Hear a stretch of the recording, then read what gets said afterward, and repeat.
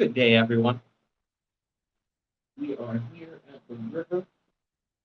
It's a little bit cloudy, a little bit dreary.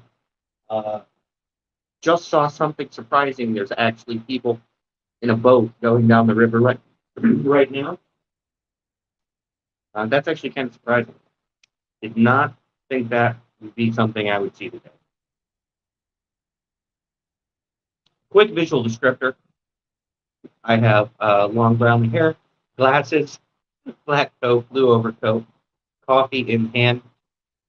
We are here in front of the river. There's a light fog today and very little snow because it's been raining quite hard lately.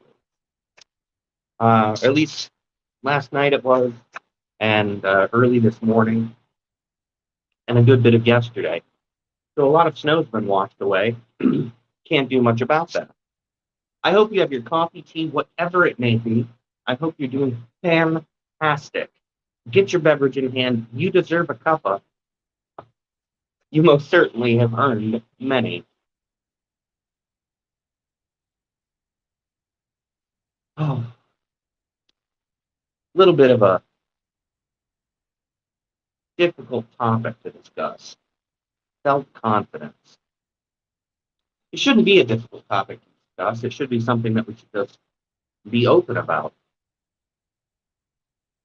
There are many people out there right now listening or watching this uh, later on replay who maybe don't have the best self-confidence,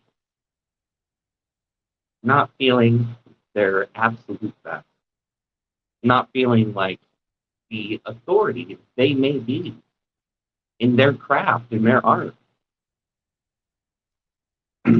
And self-confidence is a funny thing because it actually has the ability to affect our own personal happiness and success. Now, I'm not talking about success in terms of monetary success necessarily, but in progressing through our dreams, our career goals, our day-to-day lives, just feeling good. Success can be hard to achieve if our self-confidence is low. And it's easy to lose self-confidence if you feel like you perhaps haven't achieved anything. It's easy to lose our self-confidence if we get caught in the trap comparing ourselves to others. That's actually one of the harder ones.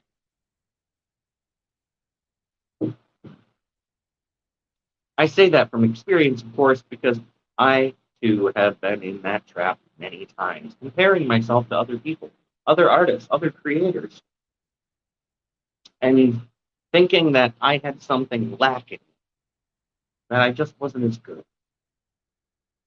But that's a really difficult thing to actually quantify, to put a pin on. How do you know you're not as good as someone else? And also, for that matter, why is it important? When we compare ourselves to other people,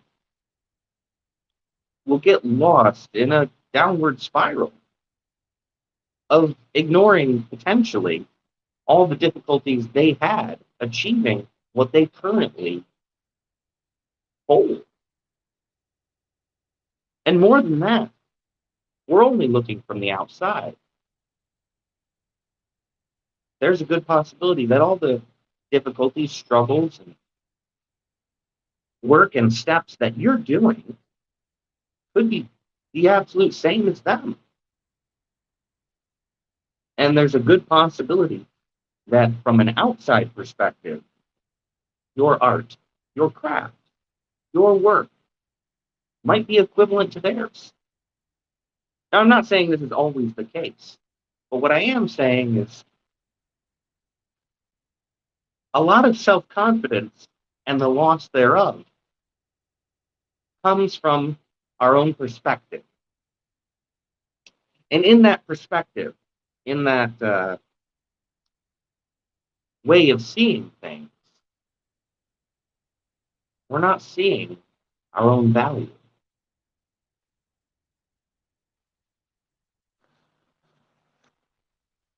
I'm entirely aware that many people have the same issues, but it's vocalized often on a superficial level. We don't get into deep conversations very often about self-confidence, though at the same time, there is an effort made to let people know their self-confidence is important without any substance beyond it.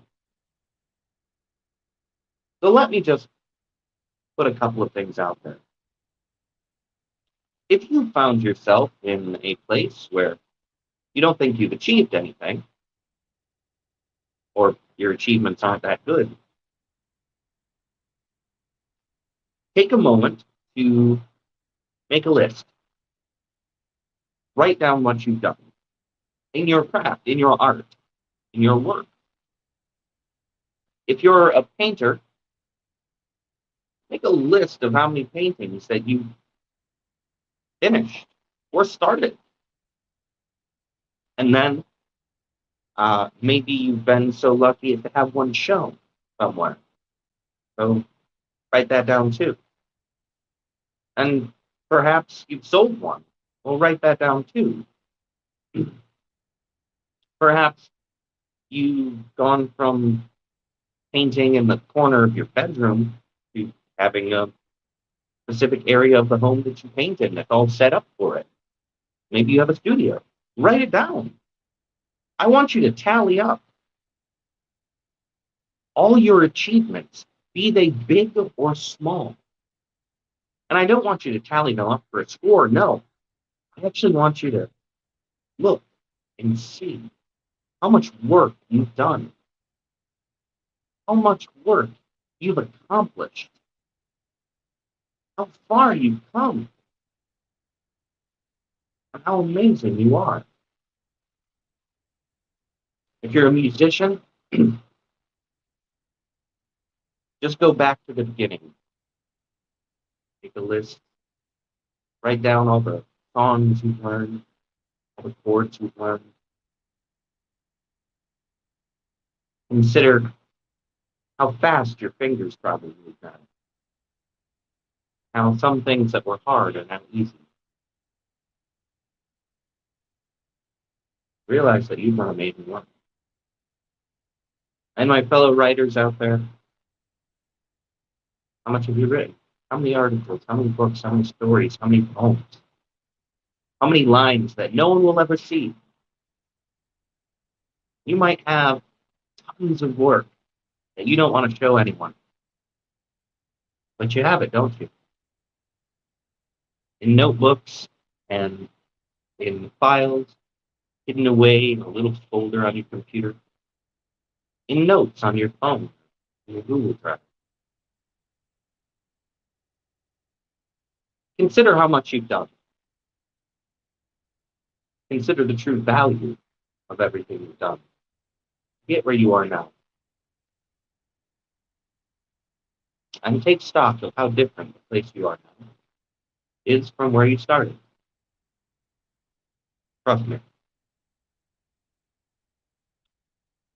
You're already doing it. Should that not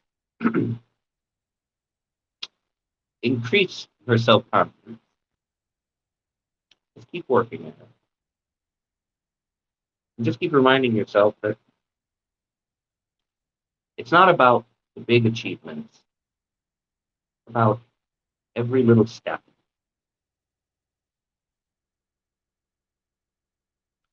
You feel a lot better.